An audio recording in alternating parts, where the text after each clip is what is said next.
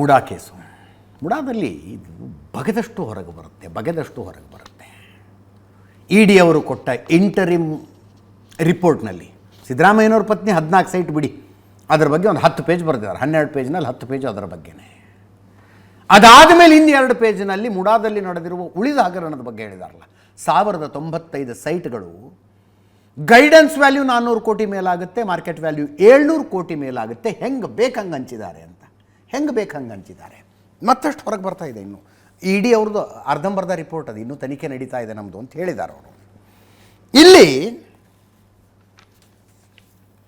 You may not believe, in 60-40 site ಮುಡಾದ್ದು ಬಿಡ್ರಿ, ಕರ್ನಾಟಕದ ಯಾವ ಮೂಲೆಯಲ್ಲಾದರೂ ಡೆವಲಪ್ಡಾ ಅನ್ಡೆವಲಪ್ಡಾ ಕನ್ವರ್ಷನ್ ಆಗಿದೆಯಾ ಬಿಟ್ಟಿದೆಯಾ, 60-40 ಸೈಟು ಎಷ್ಟಕ್ಕೆ ಸಿಗ್ಬೋದು? ಒಂದು ಲೆಕ್ಕಾಚಾರ ಸುಮ್ಮನೆ ಮಿನಿಮಮ್ ರೇಟ್ ಹೇಳಿ, ಇಷ್ಟು ಚೀಪಲ್ಲಿ ಸಿಕ್ಬಿಡುತ್ತೆ ಅಂತ ಉದಾಹರಣೆ ಹೇಳಿ ನನಗೆ. 3,000 ರೂಪಾಯಿಗೆ ಒಂದು ಮಾರಿದ್ದಾರೆ.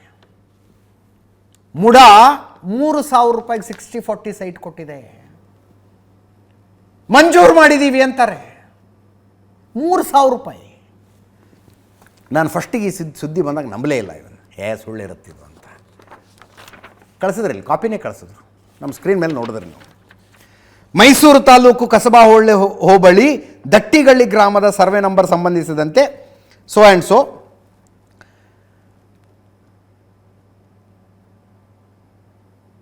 ಈ ಕೆಳಗಿನ ಅನುಸೂಚಿಯಲ್ಲಿ ಪೂರ್ಣವಾಗಿ ವಿವರಿಸಲಾಗಿರುವ 4507/B ಯ ನಿವೇಶನವನ್ನು ಮಾರಾಟಗಾರರು ಖರೀದಿದಾರರಿಗೆ ಪೂರ್ಣವಾಗಿ ಮಾರಾಟದಲ್ಲಿ ಹಂಚಿಕೆ ಮಾಡಿರುವುದರಿಂದ ಖರೀದಿದಾರರು 3,000 ರೂಪಾಯಿಗಳನ್ನು ನಿವೇಶನದ ಸಾಂಕೇತಿಕ ಮೊತ್ತವಾಗಿ ಸಂದಾಯ ಮಾಡಿದ್ದು ಮಾರಾಟಗಾರರು ಅದನ್ನು ಸ್ವೀಕರಿಸುವುದಕ್ಕೆ ಒಪ್ಪಿಕೊಂಡಿದ್ದರಿಂದ ಈ ಕರಾರುನಾಮೆ ಮಾರಾಟಗಾರರು ಅಂತೆಲ್ಲ ಬಂದು ಈ ಸೈಟಿನ ಮೇಲೆ ನಿಮ್ಮದು ಅಂತ ಬರೆದು ಕೊಡ್ತಾರೆ.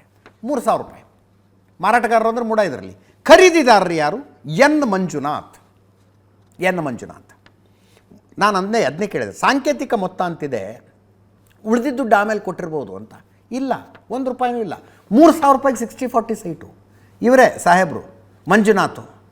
ಹೋಗಲಿ, ಇವರೇನಂದರೆ ಈ 3,000 ರೂಪಾಯಿ ಸೈಟ್ ಕೊಡೋಕ್ಕೆ ಸಾಧ್ಯನಾ ಅಂದರೆ ಕೊಡೋದಕ್ಕೆ ಅವಕಾಶಗಳಿದ್ದಾವೆ, ಪ್ರೊವೈಡೆಡ್ ಒಂದಷ್ಟು ಕಂಡೀಷನ್ಸ್. ಇವ್ರ ಜಮೀನು ಕಳ್ಕೊಂಡಿರ್ಬೇಕು, ಪರಿಹಾರವಾಗಿ ಕೊಡ್ತಾ ಇರುವಾಗ ಒಂದು ನಾಮಿನಲ್ ಫೀಸು ಅಂತ.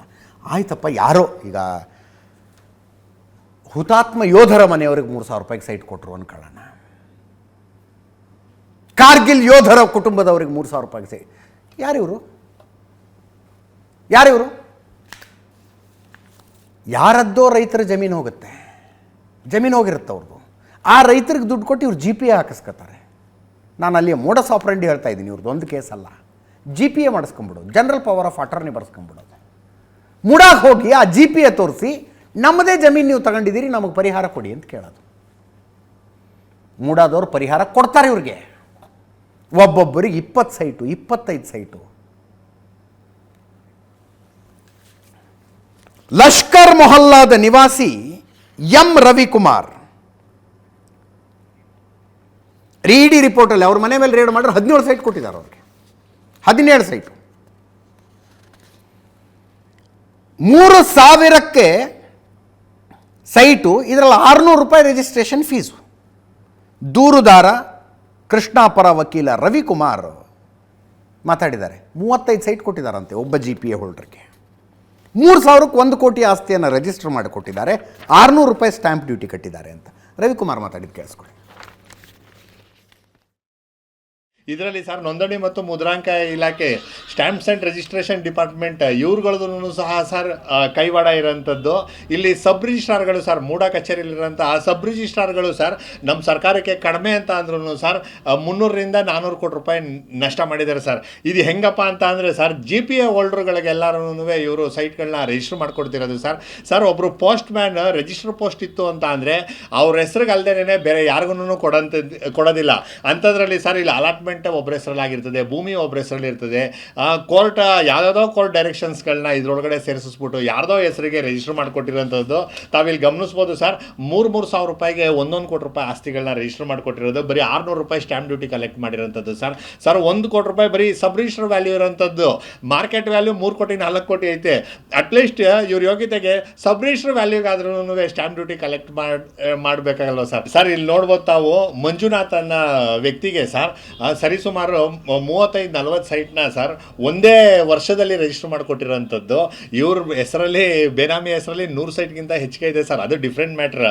ಬಟ್ ಇದರಲ್ಲಿ ಒಂದೇ ವರ್ಷದಲ್ಲಿ ಸರ್ ಸರಿಸುಮಾರು 35 ಸೈಟ್ನ ರಿಜಿಸ್ಟರ್ ಮಾಡಿಕೊಟ್ಟಿರೋಂಥದ್ದು. ಎಲ್ಲ Vijayanagar 3rd stage, Vijayanagar 4th stage ದಟ್ಗಳಲ್ಲಿ ಮಾಡಿಕೊಟ್ಟಿರೋದು, ಎಲ್ಲ ಪಾಶ್ ಏರಿಯಾ ಸರ್. ಇದರಲ್ಲಿ ತಾವು ಗಮನಿಸ್ಬೋದು, ಕೇವಲ 3,000 ರೂಪಾಯಿ 4,000 ರೂಪಾಯಿ ಸಬ್ ರಿಜಿಸ್ಟರ್ ಕನ್ಸಿಡರೇಷನ್ನ ತೋರಿಸಿರೋದು ಸರ್. ಇದರಲ್ಲಿ